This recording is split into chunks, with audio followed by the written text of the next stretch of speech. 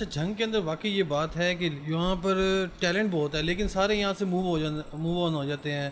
कोई लाहौर निकल जाता है, कोई कराची निकल जाता है, क्योंकि इंडस्ट्री वहीं ज़्यादा पड़ी है ना। इस मामले में अगर आर्टिस्ट बंदा है तो जंग के अंदर ऐसी कोई इनके लिए कोई प्लेटफॉर्म नहीं है, कोई ऐसा कोई स्कूलिंग सिस्टम ही नहीं है जहाँ पर आप प्रॉपरली एक यहाँ गाइडलाइंस आपको मिल सके। यहाँ पर कुछ ऐसा नहीं है। लेकिन अगर हम अपने पड़ोसी मुल्क नेबर देखें कंट्री में, वहाँ हर जगह ही कोई ना कोई इंस्टीट्यूट है, सिंगिंग का है, एक्टिंग का है, हर एक चीज़ से रिलेटेड, म्यूज़िक से। तो हर एक चीज़ में इंडिया आगे है इस मामले में। हमारे यहाँ कंटेंट की जो कमी है ना, अगर आप देखें, अगर हम क्योंकि इसी जॉनरे से फील्ड से ही हैं, हम दोनों इस बिलोंग करते हैं, यहाँ पर पाकिस्तानी ड्रामास बहुत अच्छे बन रहे हैं, नो डाउट।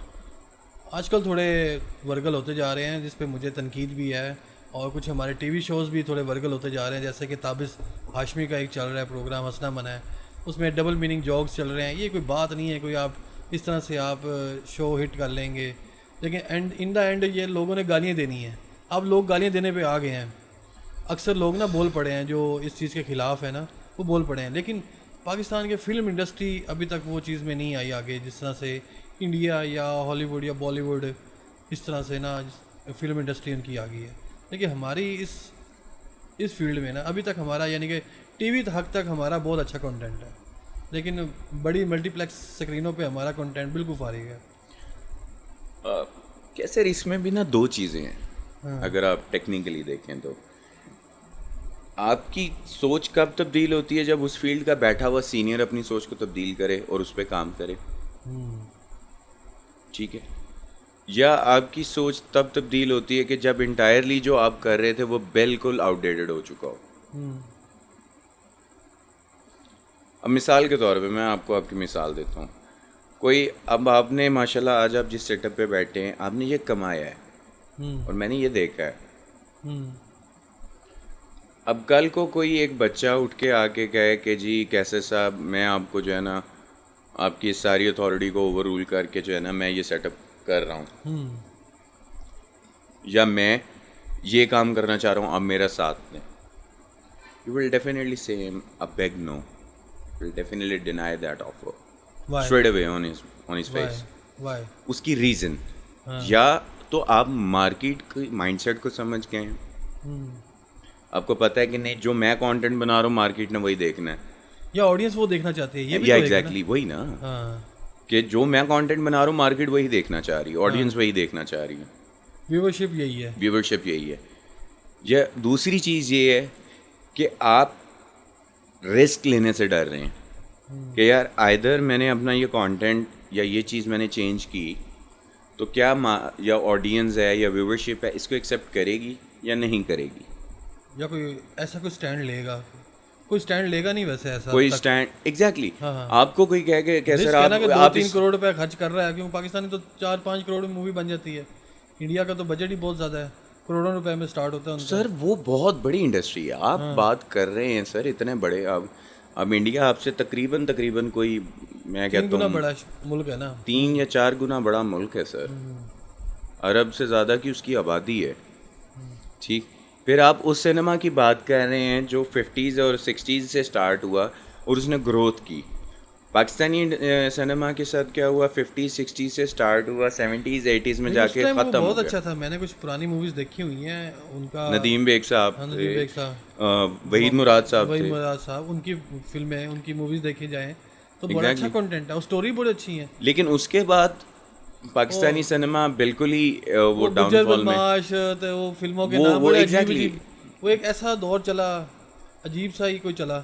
मौला जट देखें, लेजेंड मूवी है हमारे, एग्जैक्टली। आईना बहुत खूबसूरत फिल्म थी, और नदीम बेग साहब और मिस शबनम की बहुत ज़बरदस्त मूवी थी। वोटी नौकर का एक बड़ी अच्छी मूवी है, बहुत खूबसूरत मूवीज़ बनी। लेकिन ये है कि सर आप उसके बाद अंदाज़ा कर लें कि वो 2 से 3 डेकेड का जो एक खला है, एक वैक्यूम बना, वो क्रिएट हुआ जब पाकिस्तानी फिल्म इंडस्ट्री बिल्कुल डेड हो चुकी थी। लाइक 90s 80s से लेके 2010 या 9 मेरे ख्याल से उसका रिवाइवल तब शुरू हुआ था जब बोल मूवी आई थी। बोल मूवी ने आगे फिर 2009 में एग्जैक्टली दिया।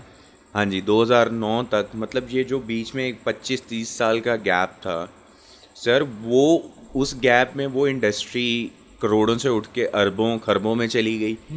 ये इंडस्ट्री फिर से दोबारा जन्मी, अब इसने फिर से ये बड़ी होना शुरू हुई, तो sir it takes a lot of time. फिर लेकिन ज्यादती नहीं हुई है सर, ज्यादती है, लेकिन आप देखें, आप और मैं जिस लेवल पे बैठे हैं, आप और मैं सिर्फ यहाँ बैठ के बोल सकते हैं, हम कुछ कर नहीं सकते हैं। क्यों? लेकिन क्योंकि जिनके ना हम हाथ उस में- इंडस्ट्री के इन्वेस्टर्स हैं। नहीं, जिनके हाथ में सब कुछ है, इन्वेस्टर नहीं है, ठीक है, व्यूवरशिप तो हम रखते हैं ना, आप देखते तो है ना मूवी। अगर कोई अच्छा कंटेंट बनता है तो हमारा भी दिल भी करेगा ना कि हम जाके वो सिनेमा में जाके देखें मूवी।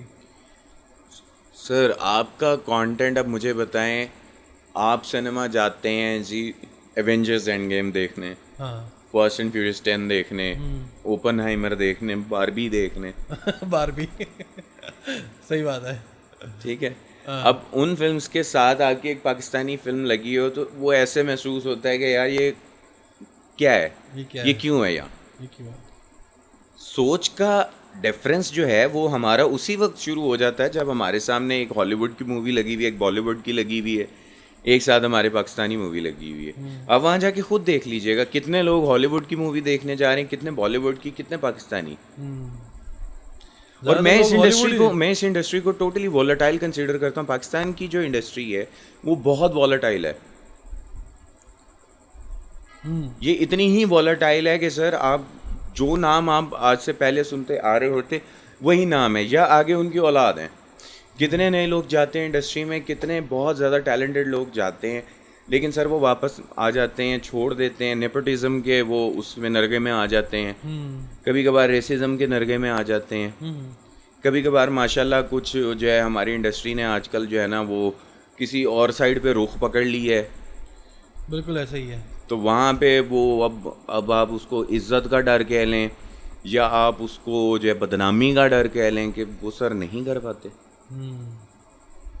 और आवाम भी आने से डरती है कि आवाम भी आने से डरती है। वो सोचती है कि यार ये किस कंजर, वो ये कहना कि कंजर है पर कंजर वाली बात होगी ना, रिस्पेक्ट वाली बात होगी। रिस्पेक्ट वाली बात नहीं सर। देखें ये देखें आपका मैं लेकिन इस पाकिस्तानी मीडिया में जाएंगे तो ये लोग सोचते हैं, अगर आप ये बॉलीवुड हर मीडिया में हाँ लेकिन मैं सिर्फ पूछना, ये मेरा एक सवाल है या ये मेरी एक सोच है कि सर एक साइड पे हम कहते हैं इस्लामी जमहूरिया पाकिस्तान, इस्लामी जमहूरिया पाकिस्तान जी, पाकिस्तान का मतलब क्या, ला इलाहा इल्लल्लाह। इल्लल्लाह। मुझे बता दें कौन सा काम इसमें आपने ला इलाहा इल्लल्लाह वाला किया, इस्लामी जमहूरिया किया। पुराने ड्रामास, धूप किनारे, अल्फा ब्रावो चार्ली, बहुत अच्छे ड्रामास थे सर, सबक अमेज ड्रामास थे, विद फैमिली बैठ के आप देख सकते थे। उन ड्रामास की बहुत खूबसूरत कास्टिंग थी, बहुत उस टाइम सुलझे हुए पढ़े लिखे इज्जतदार लोग थे। अब आपकी इंडस्ट्री, अब आप देख लें, आपका हम अवार्ड्स होता है, वर्गलिटी, बस मेरी वल्गैरिटी है। हाँ, लक्स लक्स अवार्ड्स है। आपका फैशन सेंस चेंज हो गया। पहले आपका फैशन सेंस लॉन्ग फ्रॉक्स तक था, आपकी बाजुएं ढकी होती थी ख़वातीन की, एक्ट्रेसेस की। अब उनके जो है ये पता नहीं उनके कहाँ हैं। बिल्कुल ऐसा ही है।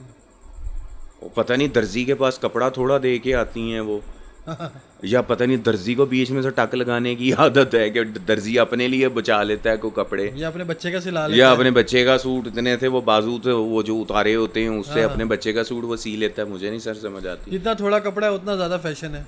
एग्जैक्टली। हाँ और माशाल्लाह ऐसी ऐसी हीरोइंस हैं, वो लंबे गाउन पहने होते हैं, ऐसे लगता है हैंगर पे किसी ने गाउन टांगा हुआ है। हाँ, अजीब ही फैशन है। अजीब फैशन। हाँ, या इतनी अच्छी सुलझी हुई आती हैं लड़कियाँ ड्रामोज के अंदर, जैसे अवार्ड आते हैं तो उनकी पता नहीं क्या उन्हें हो जाता है, वो पागल हो जाती हैं। सर वही बात है ना आपका। देखें बेसिकली थिएटर का, इन ड्रामास का, परफॉर्मिंग आर्ट्स का मतलब ये है कि आप अच्छा मैसेज कन्वे करें और इम्प्लीमेंट करें अपने ऊपर। अच्छा, अवाम इनको देख के रोल मॉडल समझती है ना आजकल की अवाम, जो सर बच्चे हैं, मैं आजकल के मैं तो किसी इनको भी रोल मॉडल एक्टर समझते हैं, लेकिन हमारे लिए रोल मॉडल नहीं है।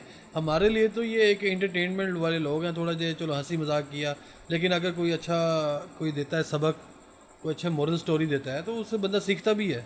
सर लेकिन देखिए ये रोल मॉडल हमारे नहीं है। ये लोग अक्सर बच्चे जो आजकल के यूथ है, मैं एक बात समझा दूं कि ये हमारे रोल मॉडल नहीं है। रोल मॉडल हमारे हजूर पाक नबी पाक सल्लल्लाहु अलैहि वसल्लम है, वो हमारे रोल मॉडल होने चाहिए आज की यूथ के लिए। तो रोल मॉडल इनको ना समझें, ये हीरो भी नहीं है, ये समझ लें कि आपके बस एक करेक्टर को निभा रहे हैं, हीरो शीरो कोई ना समझा करे इन्हें। सर मैं देखें, सीधी बात है, मेरे ध्यान में ये बात है जो मैंने मैं आज अब कर दी है। टिकटॉक देखता हूँ। हाँ टिकटॉक का असल पर्पस डब मैच से स्टार्ट हुआ था कि आपको डायलॉग्स पे एक्ट करना है, और डब मैच से स्टार्ट हुआ, टिकटॉक आया। हाँ टिकटॉक से जी पहले वो वीडियोस डायलॉग से शुरू हुई, उसके बाद जी डांस आना शुरू हुआ, डांस के बाद बॉडी एक्सपोजर न्यूडिटी शुरू हो गई, वो लीक वीडियो आने लग गई, वीडियो लीक्स होने भी शुरू हो गए, करवाने भी शुरू हो गए, करवाने भी शुरू हो गए। और फिर लोग उनको धड़ाधड़ फॉलो कर रहे हैं, धड़ाधड़ धड़ाधड़। मतलब आप सस्ती शोहरत वाले लोगों को, या आप जी वो खुद को इन्फ्लुएंसर्स कहते हैं, इन्फ्लुएंसर्स वो किस चीज़ का इन्फ्लुएंस उनको वो जो है वो करना चाह रहे हैं दुनिया पे, बेहयाई का,